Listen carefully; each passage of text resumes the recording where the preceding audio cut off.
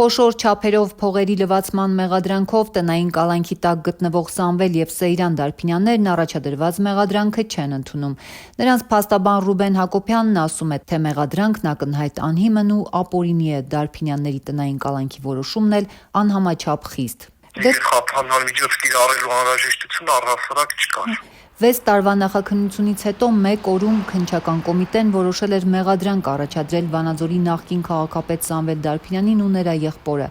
Նրանք նույն օրն իսկ ձերբակալվեցին ու արդեն 2 օր տնային կալանքի տակ են։ Իրավապահները հայտնում են, որ Սամվել Դարփինյանը դեռ 15 տարի առաջ քաղաքապետ եղած տարիներին համայնքին պատկանող կեղտաջրերի մաքրման չգործող կայանի շենք-շինություններն իր մտերիմի անունով է սեփականացրել, խողովակներն ու սարքավորումներն էլ ապամոնտաժել ու Դարփինյան եղբայրների սեփականությունը հանդիսացող Մարցիգետ հիդրոէլեկտրակայան են տեղափոխել։ 2010-11 թվականներին հանդիսանալով համայնքի ղեկավար, իր հետ փոխկապակցված ընկերության հետ համայնքի անունից կնքել է մաքրման կայանի առանձնապես խոշոր չափերի խողովակները ապամոնտաժելու պայմանագիր, որից հետո յուրացման եղանակով հափշտակել է նույն մաքրման կայանի խողովակաշարը։ Այն օգտագործել է իր եւ իր ընտանիքին պատկանող հեկի շինարարության մեջ։ Նշված խողովակների ձեռքբերման նորինական տեսք տալու նպատակով կեղծ փաստաթղթերի միջոցով ձևակերպել է իբրև ձեռքբերում, այդ կերպ խեղաթյուրելով գույքի հանցավոր ծագումը, տնօրինման եղանակն ու իրական պատկանելիությունը։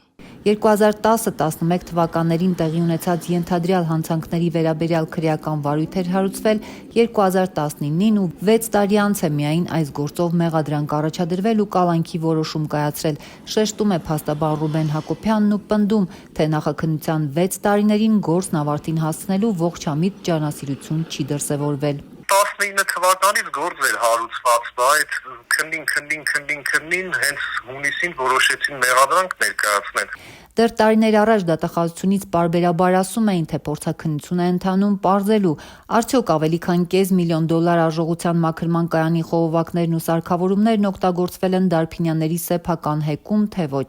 Դատախազությունից հայտնում են, որ փորձաքննության պատասխաններն արդեն ստացվել են ու որ դրանից հետո է Դարփինյաններին մեղադրանք առաջադրվել։ Թեև իրավապահները պնդում են, որ նախաքննության ընթացքում բավարար փաստեր են ձեռք բերվել Դարփինյանների նկատմամբ քրեական հետապնդում հարուցելու համար, փաստաբանը հակադարձում է, որ փորձագետի եզրակացությունը որևէ կերպ չի հիմնավորել, թե մաքրման կայանի խողովակներն են Դարփինյանների արդեն նախկին հեկում։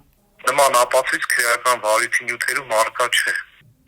Փորձագետի եզրակացությամբ այդպիսի հետևություն առկա չէ։ Այսինքն չի ապացուցվել, որ խողովակները օգտագործվել։ Չի ապացուցվել։ Ընդհակառակը հակառակն է ապացուցվել։ Ինչ նշված է, ես ձեզ ասում եմ,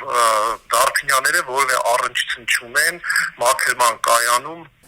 նկարագրված գործողությունների հետ։ Ազատությունը դեռ 2022-ին Դարփինյանների սեփական հեկի կասկածելի վաճառքի մասին տեղեկություններ էր հրապարակել։ Մինչ քննիչները կպարզեին, ինչպես է Վանաձորում դեռ խորհրդային տարիներին կառուցված ու այդպես էլ չշահագործված մաքրման կայանը թալանվել, ինչ կապ ունի դրա հետ Վանաձորը 17 տարի ղեկավարած Սամվել Դարփինյանը ու արդյոք թալանված խողովակները նրա սեփական հիդրոկայանի համար են օգտագործվել։ Հանկարծ հայտնի դարձավ, որ Դարփինյան եղբայրները հեկը տնօրինող Արգիշտի 2 ընկերությունը վաճառել են Ազատ դեմոկրատներ կուսակցության ղեկավար Խաչատուր Քոքոբելյանի եղբորորդուն։ Հենց առուվաճառքի օրը տնօրեն էր դարձել վարչապետի եղբայրը Արմեն Փաշինյանը։ Պետական ռեգիստրի տվյալներով այս տարվա ապրիլին հեկը տնօրինող ընկերությունը վաճառվել է մեկ այլ սեփականատիրոջ։ Վարչապետի եղբայրը 23 թվականի հունիսից այլևս տնօրեն չէ։